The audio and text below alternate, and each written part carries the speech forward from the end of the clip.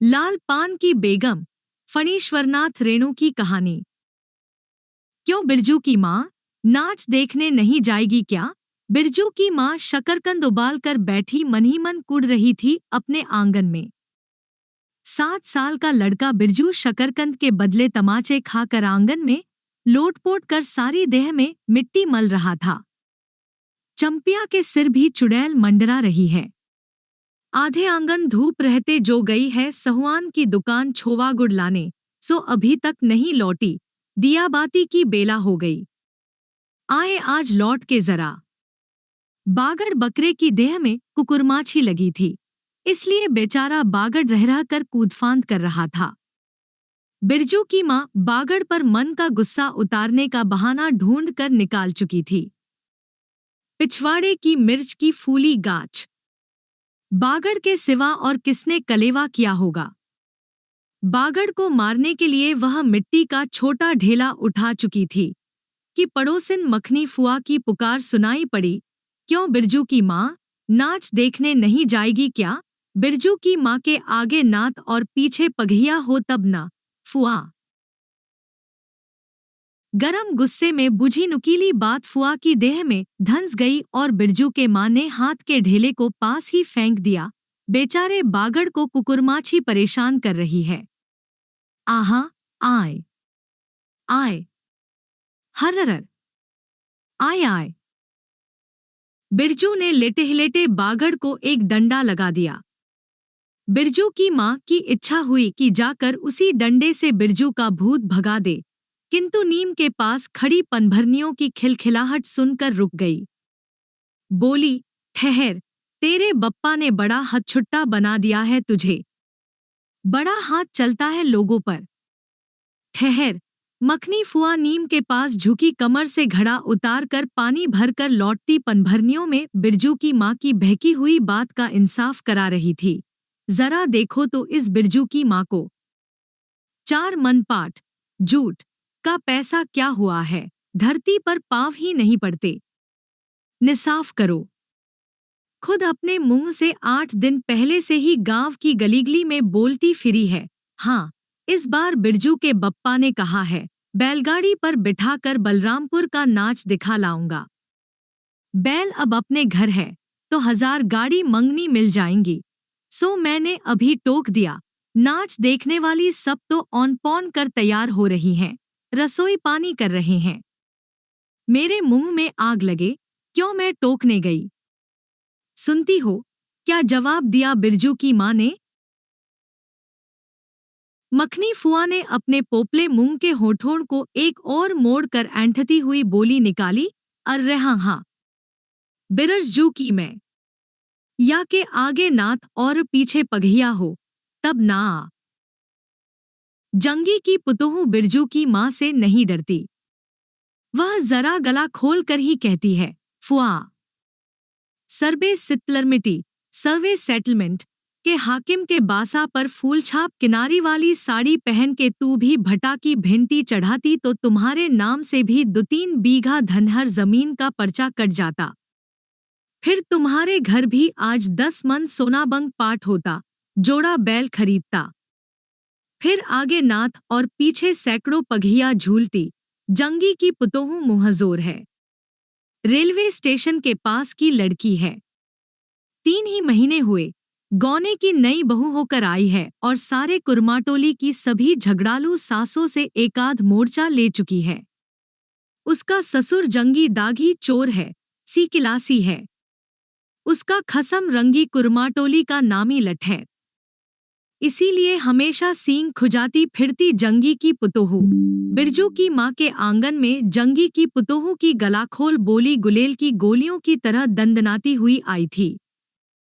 बिरजू के माँ ने एक तीखा जवाब खोज कर निकाला, लेकिन मन मसोस कर रह गई। गोबर की ढेरी में कौन ढेला फेंके। जीप के झाल को गले में उतार कर बिरजू की माँ ने अपनी बेटी चंपिया को आवाज दी, अरे चंपियाया, आज लौटे तो तेरी मूड़ी मरोड़ कर चूल्हे में झोंकती हूँ। दिन दिन बेचाल होती जाती है। गांव में तो अब ठेठर बैस्कोप का गीत गाने वाली पतुरिया पुतोहू सब आने लगी हैं। कहीं बैठ के बाजे न मुरलियां सीख रही होगी हरजाई। अरे चंपिया आया। जंगी की पुतोहू ने बिरजू की माँ की बोली का स्वाद लेकर कमर पर घड़े को संभाला और मटक कर बोली, चल दिदिया, चल। इस मोहल्ले में लाल पान की बेगम बस्ती है। नहीं जानती, दोपहर दिन और चौपहर रात बिजली की बत्ती भगभग कर जलती है। भगभग बिजली बत्ती की बात सुनकर न जाने क्यों सभी खिलखिला कर हंस पड़ी। फुआ की टूटी हुई दंत पंक्तियों के बीच से एक मीठी गाली निकली, शैतान की नानी।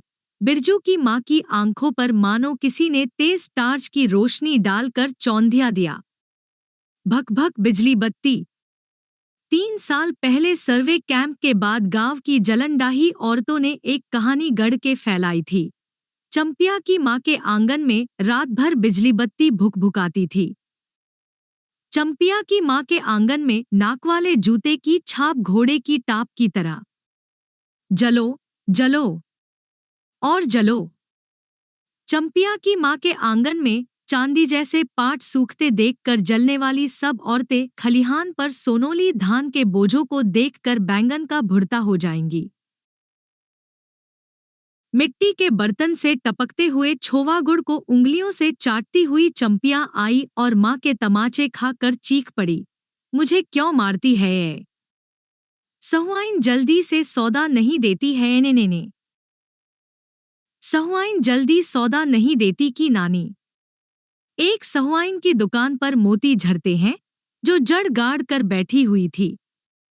बोल, गले पर लात देकर कल्ला तोड़ दूंगी हरजाई, जो फिर कभी बाजे न मुरलियां गाते सुना।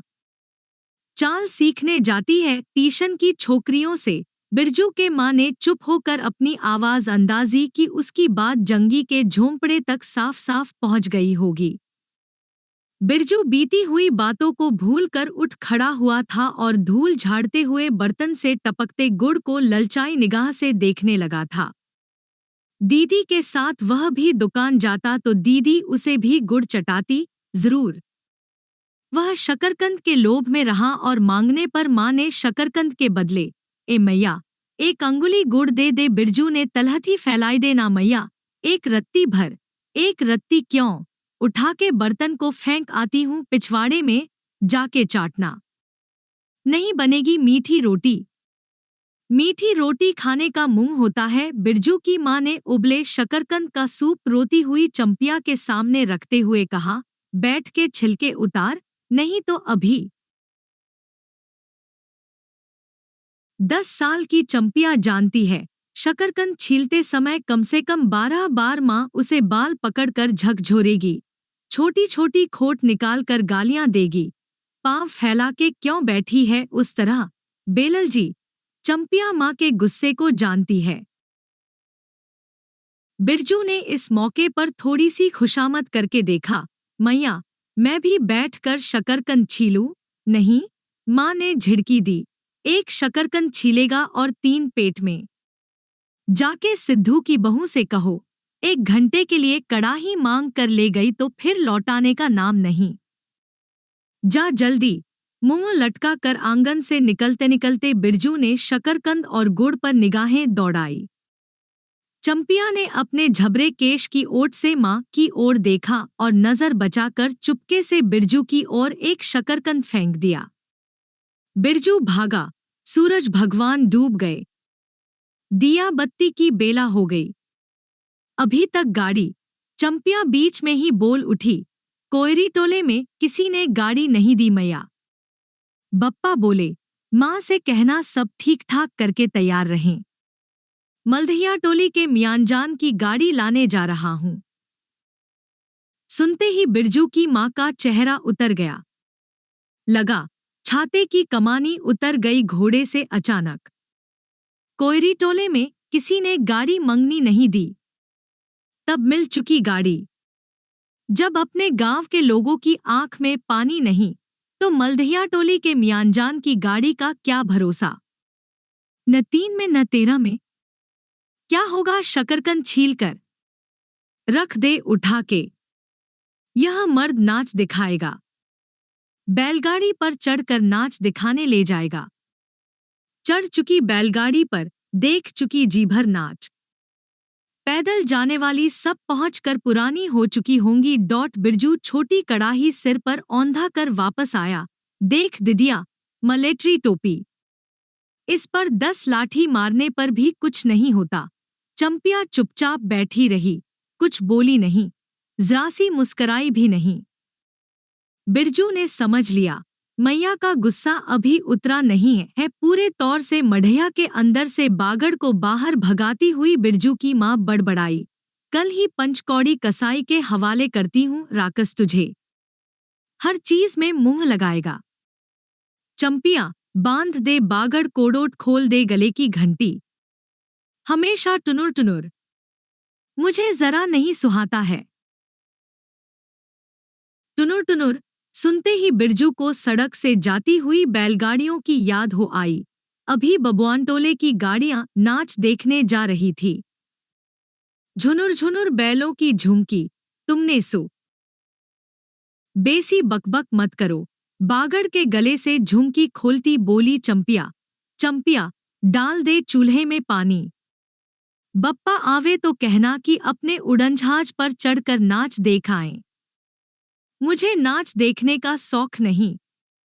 मुझे जगियो मत कोई, मेरा माथा दुख रहा है। मढ़िया के ओसारे पर बिरजू ने फिसफिसा के पूछा, क्यों दिदिया, नाच में उड़नजहाज भी उड़ेगा? चटाई पर कथरी ओढ़ कर बैठती हुई चंपिया ने बिरजू को चुपचाप अपने पास बैठने का इशारा किया। मुफ्त में मार खाएगा बेचारा। बिरजू ने बहन की कथरी में हिस्सा बांटते हुए चुक्की मुक्की लगाई। जाड़े के समय इस तरह घुटने पर ठुड्डी रखकर चुक्की मिक्की लगाना सीख चुका है वह। उसने चंपिया के कान के पास मुंह ले जाकर कहा, हम लोग नाच देखने नहीं जाएंगे? गांव में एक पंछी भी नहीं है। सब चले गए।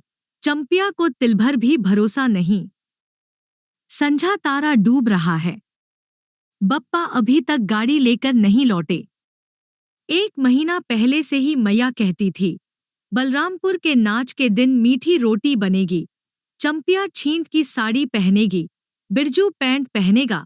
बैलगाड़ी पर चढ़कर चंपिया की भीगी पलकों पर एक बूंद आंसू आ गया। बिरजू का भी दिल भर आया। उसने मन ही मन में इमली पर रहने वाले जिनबाबा को एक बैंगन कबूला। गाछ का सबसे पहला बैंगन, उसने खुद जिस पौधे को रोपा है।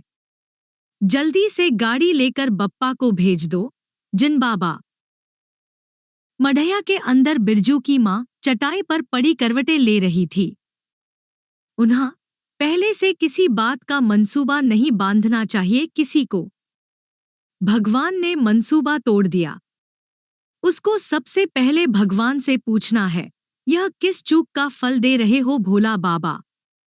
अपने जानते उसने किसी देवता पितर की मानमनौती बाकी नहीं रखी। सर्वे के समय जमीन के लिए जितनी मनौतियां की थी, ठीक ही तो महावीर जी का रोट तो बाकी ही है। हाय रे देव, भूल चूक माफ करो महावीर बाबा।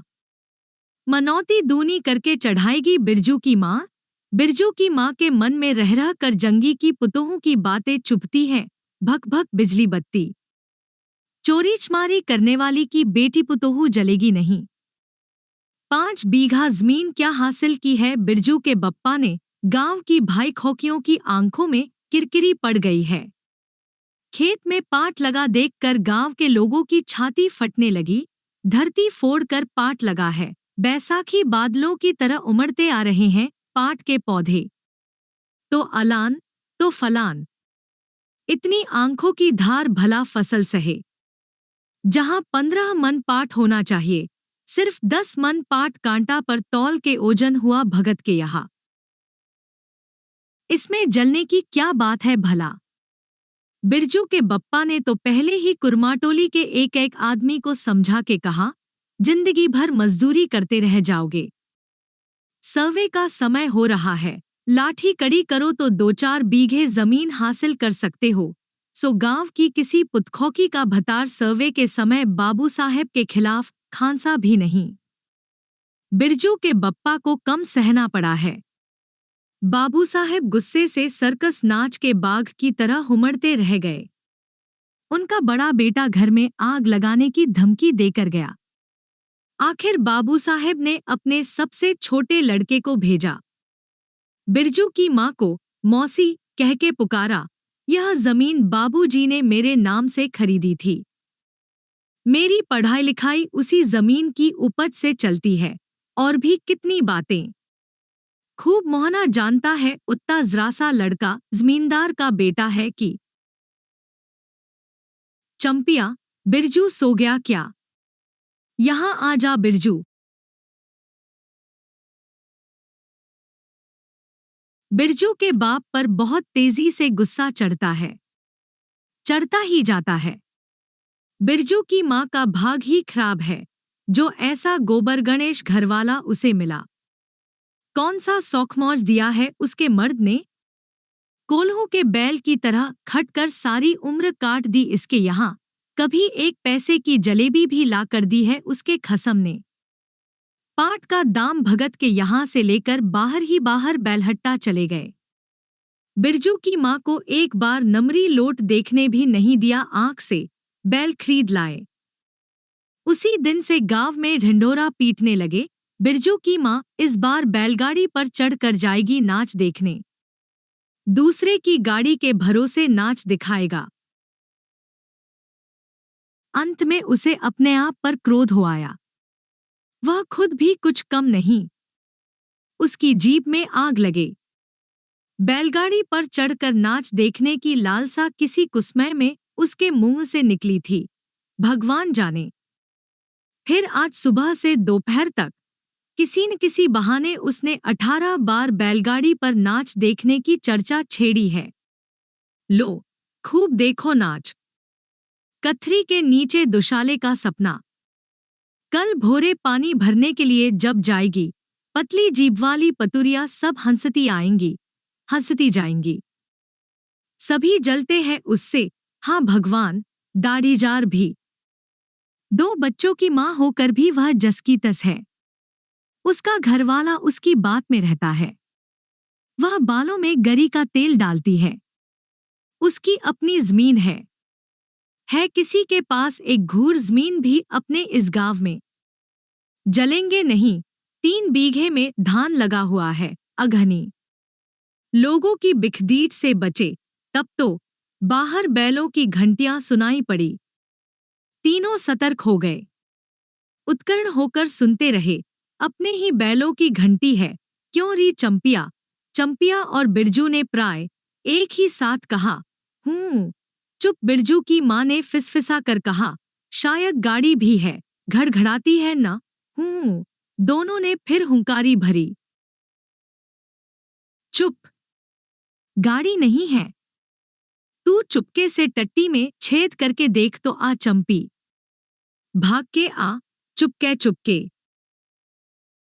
चंपिया बिल्ली की तरह हौले हौले पांव से टट्टी के छेद से झांक आई। हाँ मैया, गाड़ी भी है। बिरजू हड़बड़ा कर उठ बैठा। उसकी माँ ने उसका हाथ पकड़कर सुला दिया। बोले मत। चंपिया भी गुदड़ी के नीचे घुस गई। बाहर बैलगाड़ी खोलने की आवाज हुई।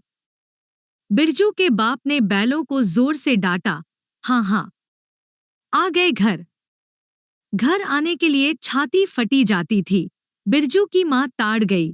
जरूर मल्धिया टोली में गांजे की चिलम चढ़ रही थी। आवाज तो बड़ी खनखनाती हुई निकल रही है। चंपिया, बाहर से पुकार कर कहा उसके बाप ने, बैलों को घास दे दे। चंपिया, अंदर से कोई जवाब नहीं आया।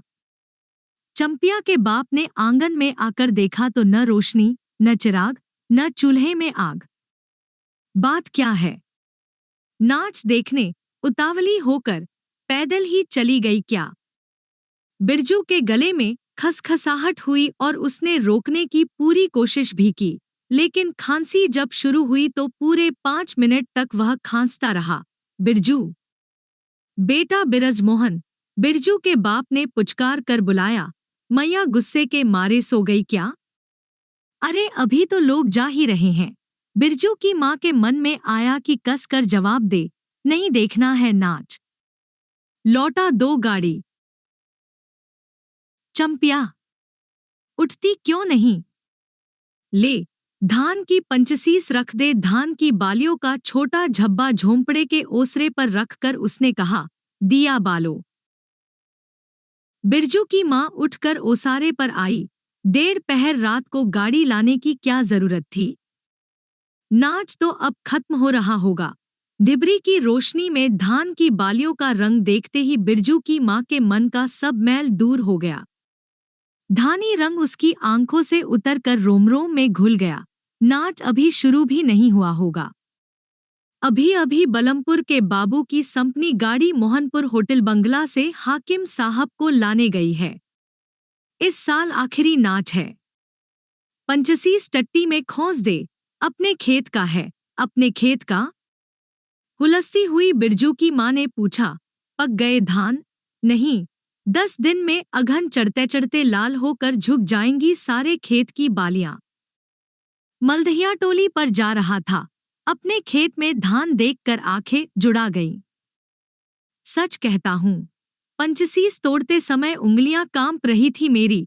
बिरजू ने धान की एक बाली से एक धान लेकर मुंह में डाल लिया और उसकी माँ ने एक हल्की डांट दी। कैसा लुकड़ है तू रे? इन दुश्मनों के मारे कोई नेमधर्म बचे। क्या हुआ? डांटती क्यों है? नवान्न के पहले ही नया धान जुटा दिया। देखते नहीं? अरे, इन लोगों का सब कुछ माफ है। चिरई चुरमुन है यह लोग। दोनों के मुंह में नवान्न के पहले नया अन्न न पड़े। इसके बाद चंपिया ने भी धान की बाली से 2 धान लेकर दांतों तले दबाए। ओ मैया, इतना मीठा चावल और गमकता भी है न दिदिया। बिरजू ने फिर मुंह में धान लिया। रोटी पोटी तैयार कर चुकी क्या?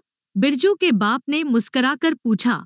नहीं, मान भरे सुर में बोली बिरजू की माँ, जाने का ठीक ठिकाना नहीं। और रोटी बनाती? वाह, खूब हो तुम लोग। जिसके पास बैल है उसे गाड़ी मंगनी नहीं मिलेगी भला? गाड़ी वालों को भी कभी बैल की जरूरत होगी। पूछूंगा तब कोयरी टोला वालों से। ले, जल्दी से रोटी बना ले, देर नहीं होगी। अरे, टोकरी भर रोटी तो तू पलक मारते बना देती है। 5 रोटियां बनाने में कितनी देर लगेगी?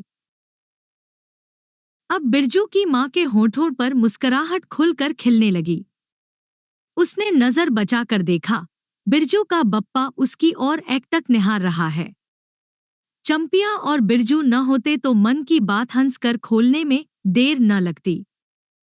चंपिया और बिरजू ने एक दूसरे को देखा और खुशी से उनके चेहरे जगमगा उठे। मैया बेकार गुस्सा हो रही थी ना, चंपी? जरा ढेलसार में खड़ी होकर मखनी फुआ को आवाज दे तो, ए फुआ, सुनती हो फुआ? मैया बुला रही है। फुआ ने कोई जवाब नहीं दिया, किंतु उसकी बड़बड़ाहट स्पष्ट सुनाई पड़ी। हाँ, अब फुआ को क्यों गुहारती है? सारे टोले में बस एक फुआ ही तो बिना नात पगहिया वाली है। अरे फुआ, बिरजू की माँ ने हंसकर जवाब दिया। उस समय बुरा मान गई थी क्या? नात पगहिया वाले को आकर देखो, दोपहर रात में गाड़ी लेकर आया है। आ जाओ फुआ, मैं मीठी रोटी पकाना नहीं जानती। फुआ कांखती खांसती आई।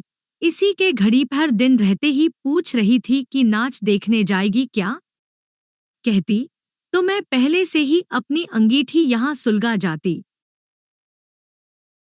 बिरजू की माँ ने फुआ को अंगीठी दिखला दी और कहा, घर में अनाजदाना वगैरह तो कुछ है नहीं। एक बागर है और कुछ बर्तन बासन, सो रात भर के लिए यहाँ तंबाकू रख जाती हूँ। अपना हुक्का ले आई हो न फुआ? फुआ को तंबाकू मिल जाए तो रात भर क्या, 5 रात बैठ कर जाग सकती है।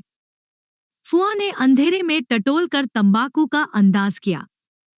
ओहो, हाथ खोलकर तंबाकू रखा है बिरजू की माँ ने। और एक वह है सहुआइन। राम कहो, उस रात को अफीम की गोली की तरह एक मटर भर तंबाकू रख कर चली गई गुलाब बाग मेले और कह गई कि डिब्बी भर तंबाकू है। बिरजू की माँ चूल्हा सुलगाने लगी। चंपिया ने शकरकंद को मसल कर गोले बनाए और बिरजू सिर पर कड़ाही औंधा कर अपने बाप को दिखलाने लगा। मिलिट्री टोपी, इस पर 10 लाठी मारने पर भी कुछ नहीं होगा। सभी ठठाकर हंस पड़े। बिरजू की माँ हंस कर बोली, ताखे पर 3-4 मोटे शकरकंद है, दे दे बिरजू को। चंपिया, बेचारा शाम से ही। बेचारा मत कहो मैया, खूब सचारा है। अब चंपिया चहकने लगी, तुम क्या जानो, कथरी के नीचे मुंह क्यों चल रहा था बाबू साहब का। ही। बिरजू के टूटे दूध के दांतों की फांक से बोली निकली, ब्लैक मार्टिन में 5 शकरकंद खा लिया। हा। सभी फिर ठठाकर हंस पड़े। बिरजू की माँ ने फुआ का मन रखने के लिए पूछा, एक कनवा गुड़ है, आधा दूं फुआ? फुआ ने गदगद होकर कहा, अरे शकरकंद तो खुद मीठा होता है, उतना क्यों डालेगी। जब तक दोनों बैल दाना घास खाकर एक दूसरे की देह को जीभ से चाटे, बिरजू की माँ तैयार हो गई।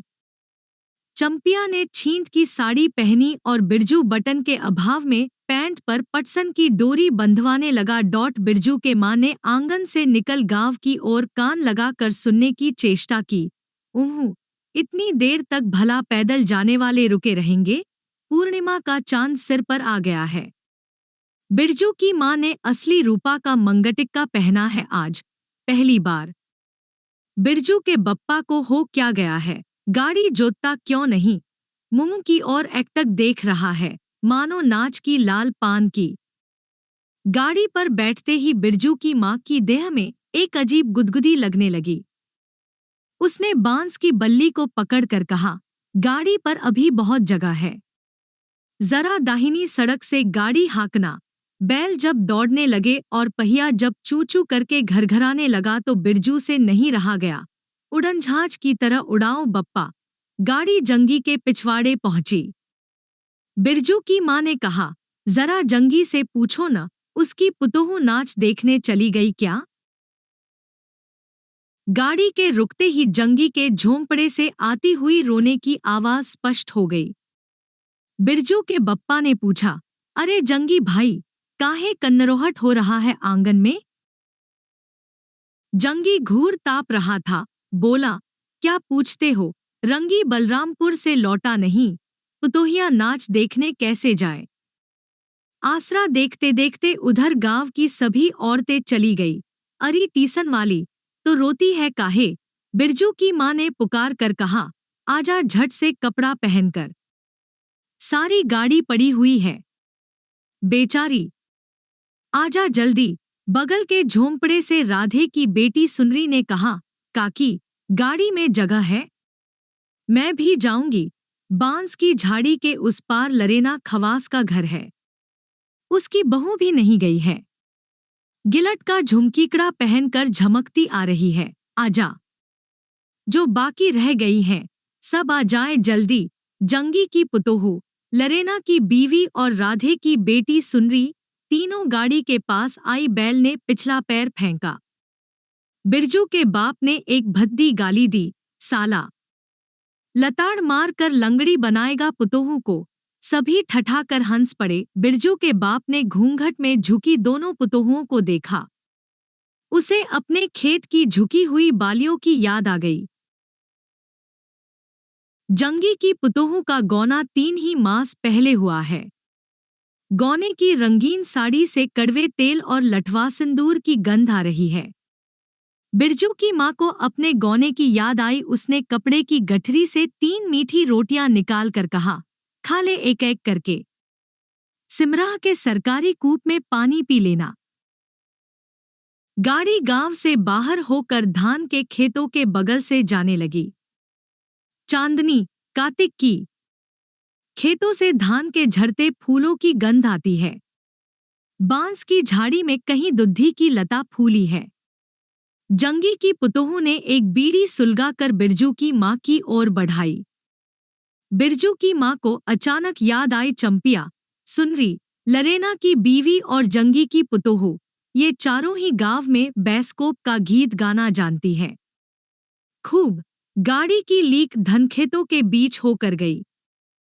चारों ओर गौने की साड़ी की खसखसाहट जैसी आवाज होती है। बिरजू की माँ के माथे के मंगटिक्के पर चांदनी छिटकती है। अच्छा, अब एक बैस्कोप का गीत गा तो चंपिया। डरती है काहे?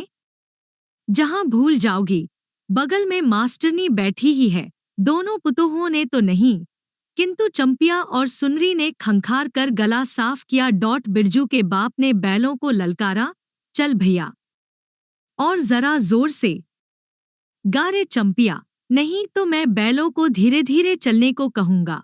जंगी की पुतोहू ने चंपिया के कान के पास घूंघट ले जाकर कुछ कहा और चंपिया ने धीमे से शुरू किया, चंदा की चांदनी। बिरजू को गोद में लेकर बैठी उसकी माँ की इच्छा हुई कि वह भी साथ साथ गीत गाए। बिरजू की माँ ने जंगी की पुतोहू को देखा, धीरे धीरे गुनगुना रही है, वह भी कितनी प्यारी पुतोहू है। गौने की साड़ी से एक खास किस्म की गंध निकलती है। ठीक ही तो कहा है उसने, बिरजू की माँ बेगम है, लाल पान की बेगम। यह तो कोई बुरी बात नहीं। हाँ, वह सचमुच लाल पान की बेगम है। बिरजू की माँ ने अपनी नाक पर दोनों आंखों को केंद्रित करने की चेष्टा करके अपने रूप की झांकी ली। लाला साड़ी की झिलमिल किनारी, मंगटिक्का पर चांद। बिरजू की माँ के मन में अब और कोई लालसा नहीं।